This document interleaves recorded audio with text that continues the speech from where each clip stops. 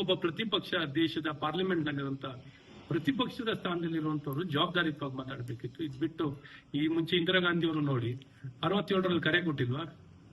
67ರಲ್ಲಿ ಇಂದಿರಾ ಗಾಂಧಿ ಅವರು ಜೂನ್ 6ನೇ ತಾರೀಕು 1967ರಲ್ಲಿ ಅವರು ಗೋಲ್ಡ್ ಅನ್ನ ಇಂಪೋರ್ಟ್ ಮಾಡೋಂಥದ್ದನ್ನ, ಗೋಲ್ಡ್ ಅನ್ನ ಕೊಂಡ್ಕೋಬೇಡಿ ಅಂತ ಇಡೀ ರಾಷ್ಟ್ರದ ಜನಗೆ ಕರೆ ಕೊಡುವಂಥದ್ದು. ಅವ್ರು ನೇರವಾಗಿ ನಿರ್ಬಂಧನೆ ಹಾಕ್ಬಿಡ್ತಾರೆ. ಇಲ್ಲಿ ಕರೆ ಕೊಟ್ಟಿದ್ದಾರೆ ಪ್ರಧಾನಮಂತ್ರಿಗಳು, ನಿರ್ಬಂಧನೆಗಳನ್ನ ಹಾಕಿಲ್ಲ, ಕರೆ ಕೊಟ್ಟಿದ್ದಾರೆ. ಆದ್ರೆ ಇಂದಿರಾ ಗಾಂಧಿ ಅವರು ನೇರವಾಗಿ ನಿರ್ಬಂಧನೆ ಹಾಕ್ತಾರೆ. ಕರೆಯ ಜೊತೆಯಲ್ಲಿ 1967 ಜೂನ್ 6ನೇ ತಾರೀಕು ಪತ್ರಿಕೆಯಲ್ಲಿರುವಂತದ್ದು, ಕರೆ ಅವ್ರು ಕೊಟ್ಟಿರುವಂತದ್ದು.